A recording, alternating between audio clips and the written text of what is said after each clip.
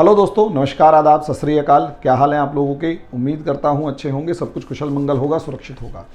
दोस्तों, जिस तरीके से दुनिया बदल रही है, मैं फ़िलिस्तीन के ऊपर पिछले 2-3 दिन से लगातार कुछ टॉपिक्स को कवर कर रहा हूं। उसमें अलग अलग डायमेंशंस को छोटे छोटे वीडियो के द्वारा आपके सामने पेश करने की कोशिश कर रहा हूं या आपको समझाने की कोशिश कर रहा हूं। इसी समझाने के दौर के अंदर एक नया एंगल जो निकल कर आ रहा है वो ये है कि जो फ़िलिस्तीन का अब्राहम अकॉर्ड यूएई और इजराइल के अंदर हुआ है, इजराइल के बीच में जो अब्राहम अकॉर्ड हुआ है, कि क्या इस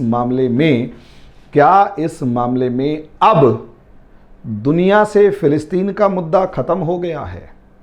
क्या अब इस मामले में दुनिया से फ़िलिस्तीन का मुद्दा ख़त्म हो चुका है? और क्या इस्लामिक दुनिया वास्तव में इज़राइल के सामने घुटने टेक चुकी है? और क्या इज़राइल के सामने या क्या इस्लामिक दुनिया ने अपनी इस अल अक्सा मस्जिद पर दावा छोड़ दिया है?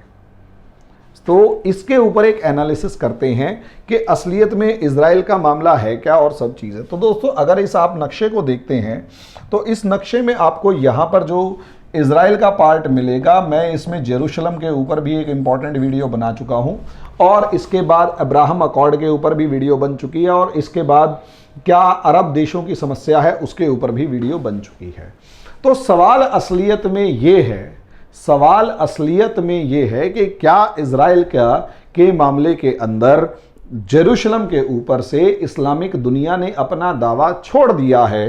क्योंकि अगर आप देखें तो इजराइल के सामने इजिप्ट ने पहले ही अपना एक एग्रीमेंट कर रखा है, जॉर्डन ने पहले ही अपना एक एग्रीमेंट कर रखा है, लेबनान भी किसी तरीके से रिकॉग्निशन के मामले में आगे है, यूनाइटेड अरब अमीरात्स जो है अब जाके एक एग्रीमेंट करने जा रहा है और अब ये माना जा रहा है कि जितने भी 22 अरब कंट्रीज हैं, जितने भी 22 अरब देश हैं, ये सारे अब एक एक करके 22 में से 16 ने अभी तक इजराइल को रिकॉग्निशन नहीं दी थी, 22 में से 16 ने अब तक इजराइल को मान्यता नहीं दी थी और वो भी कहीं ना कहीं in the state of war थे।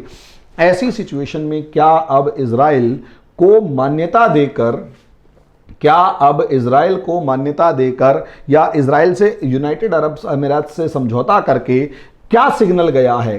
सिग्नल असलियत में ये गया है कि ये जो पूरा अरेबियन वर्ल्ड है, पूरा अरेबिक कंट्रीज की जो दुनिया है, अरब देशों की ये जो दुनिया है, 22 देश, उनमें से अगर एक देश ने अब समझौता कर लिया है तो अब एक एक करके बाकी 16 देश भी इजराइल को मान्यता दे देंगे, इजराइल से समझौता कर लेंगे और यहीं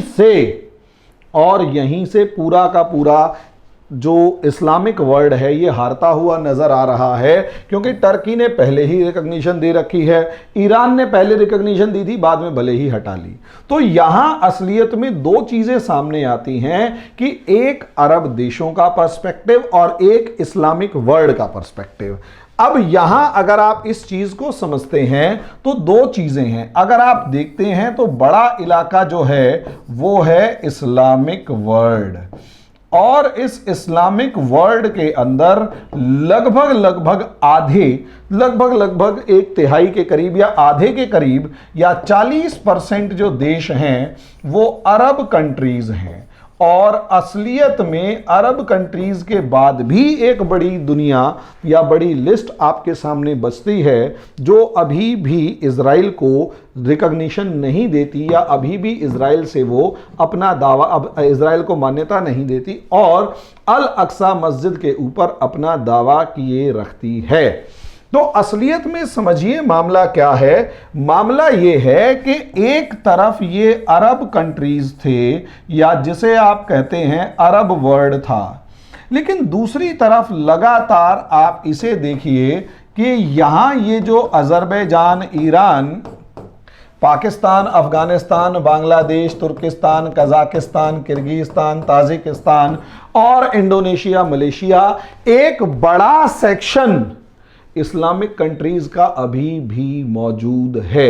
एक बड़ा हिस्सा इस्लामिक देशों का अभी भी मौजूद है जो अभी भी अल अक्सा मस्जिद जो इजराइल के अंदर है, जो जेरूशलम में है, उस पर अपना दावा किए हुए है। और असलियत में मैंने आपको बताया कि ये इजराइल जेरूशलम का मामला असलियत में रिलीजन का नहीं है। रिलीजन यहां सिर्फ एक टूल है जो कि इंटरनेशनल या वर्ल्ड की जो पावर्स हैं वो इस्तेमाल करती हैं to claim, world power use it to claim over this region, to claim over this region, इस क्षेत्र के ऊपर अपना दावा करने के लिए धर्म को एक हथियार, एक शस्त्र की तरह इस्तेमाल किया जाता है। अब क्योंकि धर्म को एक अस्त्र या हथियार की तरह इस्तेमाल किया जाता है, क्लेम किया जाता है, तो यहीं से असलियत में सारी सिचुएशंस हैं। क्योंकि मैं पिछले वीडियोस में बता चुका हूं कि इस एरिया में ट्रेड और रिसोर्सेज जो हैं वो सबसे ज्यादा मौजूद हैं, तेल वगैरह जो हैं। ऐसी सिचुएशन में ट्रेड के ऊपर कंट्रोल और रिसोर्सेज के ऊपर कंट्रोल जो है वो इस एरिया में पावर स्ट्रगल को कभी खत्म नहीं होने देगा। और यही रीजन है टर्की के एर्दोगान ने, टर्की के जो प्रेसिडेंट एर्दोगान हैं, इन्होंने जो हागिया सोफिया या हया सोफिया जो मस्जिद है, म्यूजियम को मस्जिद में बदला, वहां नमाज पढ़ी, तो उस नमाज के बाद डिक्लेरेशन दिया कि अगली मंजिल अल अक्सा, अगली मंजिल अल अक्सा। अब जब ये कहा कि अगली मंजिल अल अक्सा, तो अल अक्सा जब मस्जिद कहा तो वो असलियत में ये दावा ठोक रहे थे कि अगला टारगेट उनका जेरूशलम और इजराइल है। यानी जो टर्की पहले इजराइल से दुश्मनी, जो दोस्ती रखता था, ट्रेड रखता था, टूरिस्ट जाते हैं, सब चीजें हैं, अब वो दावा ठोक रहा है कि इजराइल से लड़ूंगा, मुझे वहां मस्जिद चाहिए। हालांकि उसकी डोमेस्टिक पॉलिसी है, डोमेस्टिक पॉलिटिक्स इस तरीके से है कि इजराइल के ऊपर दावा ठोकना उसकी मजबूरी है, लेकिन कहीं ना कहीं इसमें क्लियर कर दिया गया है कि मैं वहां टारगेट करने वाला हूं, मारूंगा या लड़ूंगा। अब इसको सपोर्ट करने के लिए यहां पर ईरान मौजूद है, इसको सपोर्ट करने के लिए यहां पर ईरान मौजूद है, और ईरान के सपोर्ट में पाकिस्तान, यानी ये पूरा एक ट्रायंगल या एक पूरी चेन इस तरीके से बन गई है जो कि इजराइल के अगेंस्ट अभी भी मौजूद है। तो यह माना जाना कि फिलिस्तीन का मुद्दा खत्म हो गया है, नहीं। हां, बस इतना जरूर है कि वो जो प्लेयर्स ऑफ इस्लामिक वर्ल्ड हैं वो चेंज हो गए हैं, और वो प्लेयर्स ऑफ इस्लामिक वर्ल्ड इस तरीके से चेंज हुए हैं कि टर्की जो किसी टाइम पर इजराइल का दोस्त था अब दुश्मन हो चुका है। ईरान से तो जो शुरू में दोस्त था बाद में दुश्मन है और आज भी दुश्मन है। पाकिस्तान तो दुश्मन शुरू से ही रहा है। तो असलियत में ये पूरी की पूरी सिचुएशंस जो हैं वो ऐसे ही मैटर कर रही हैं।